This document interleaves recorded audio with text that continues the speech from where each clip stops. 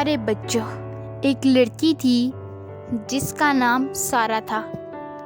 سارہ اپنے امی اور ابو اور چھوٹے بھائی کے ساتھ رہتی تھی اور اس کا تعلق ایک بہت ہی امیر گھرانے سے تھا، اور دوسری طرف قریب ہی کی بستی میں ایک یتیم لڑکی کرن اپنی امی کے ساتھ رہتی تھی۔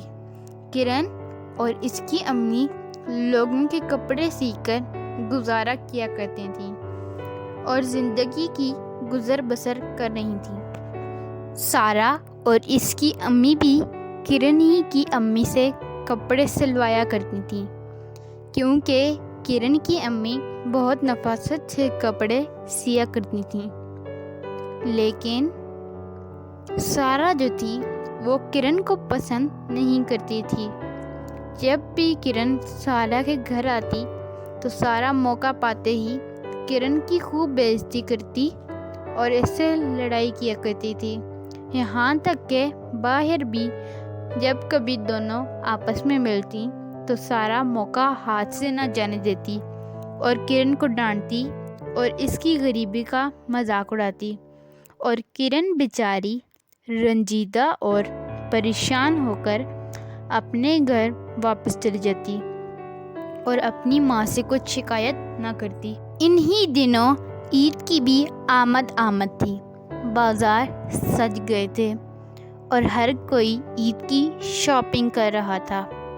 کرن بہت پریشان تھی، وہ اپنی ماں سے کہنے لگی کہ ماں، ہمارے پاس تو پیسے ہی نہیں ہیں، ہم عید کی تیاری کیسے کریں گے؟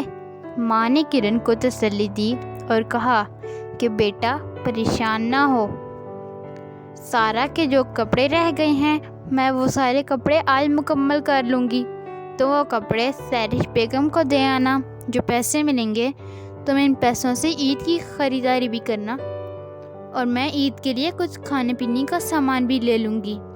لہٰذا کرن کی ماں نے بہت محنت کر کے سارہ کے کپڑے سیے اور کرن کو دیے کہ وہ یہ کپڑے سیرش بیگم کو دے آئے۔ کرن وہ کپڑے لے کر خوشی خوشی سارہ کے گھر جاتی ہے۔ سارہ کی امی گھر نہیں ہوتی۔ سارہ کرن سے وہ کپڑے لے لیتی ہے اور لینے کے بعد اسے اپنی الماری میں چھپا دیتی ہے۔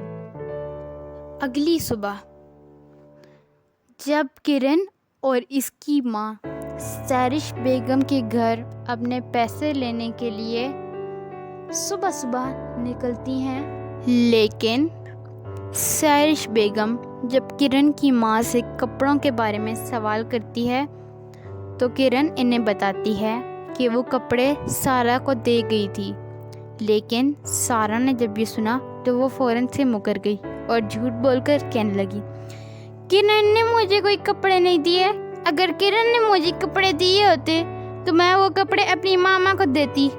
لہٰذا سیرش بیگم نے جب یہ سنا تو انہیں بہت غصہ آیا۔ انہوں نے کہا، ایک تو تم نے ہمارے کپڑے چوری کر لیے اور اوپر سے تم میری بیٹی پر الزام لگا رہی ہو، ہمارے گھر سے نکل جاؤ۔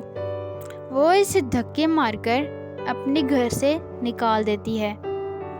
ماں اور بیٹی دونوں گھر آ کر پریشان ہو کر رونے لگتے ہیں کہ عید آنے والی ہے اور ان کے گھر میں کھانے پینے کو بھی کچھ نہیں ہے، اور آخری امید بھی سیرش بیگم نے توڑ دی۔ ادھر سیرش بیگم چاند رات کو اپنے بچوں کو گھر چھوڑ کر خود عید کی شاپنگ کرنے کے لیے جاتی ہیں، اور کرن اداس ہو کر چھت پر اپنی مانوں کو دیکھ رہی ہوتی ہے۔ اسے اچانک آسمان پر آگ کے شعلے نظر آئے۔ جب اس نے غور کیا تو دیکھا یہ آگ تو سارہ کے گھر میں لگی ہوئی ہے۔ وہ فوراً سے نیچے اتری اور سارہ کے گھر کی طرف دوڑ لگا دی۔ اندر دیکھا تو سارہ کا بھائی آگ کے درمیان میں پھنسا ہوا ہے اور سارہ درمیان میں کھڑی رو رہی ہے۔ کرن ایک بہادر بچی تھی، اس نے اپنی جان کی پرواہ کیے بغیر فوراً سے اوپر جا کر سارہ کے بھائی کو آگ کے شعلوں سے نکال دیا اور اس کو بھی کھینچتے ہوئے گھر سے باہر نکال لائی۔ आग के शोले देखकर फायर ब्रिगेड भी आ गई और मोहल्ले के लोग भी वहाँ इकट्ठे हो चुके थे। इसी दौरान सैरिश बेगम भी घर पहुँच जाती हैं, लेकिन लोगों का हुजूम और फायर ब्रिगेड देखकर परेशान हो जाती हैं।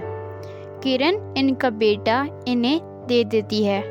सब मोहल्ले वाले इन्हें किरण की बहादुरी का बताते हैं कि कैसे किरण आग के शोलों से सारा और इसके भाई को निकाल कर लाई। सारा रो रही होती है और शर्मिंदा भी।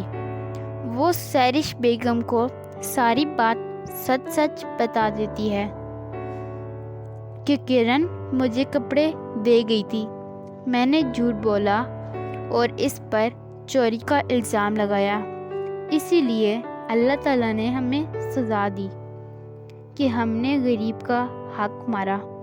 अगली सुबह जैसी ही हुई तो सैरिश बेगम और सारा वो दोनों बहुत से तोहफे और नए कपड़े और पैसे लेकर किरण और उसकी माँ को देते हैं और दोबारा माफ़ी मांगते हैं। और यूं ईद आ जाती है और सब मिलकर ईद मनाते हैं। तो बच्चों, कैसी लगी आपको आज की कहानी?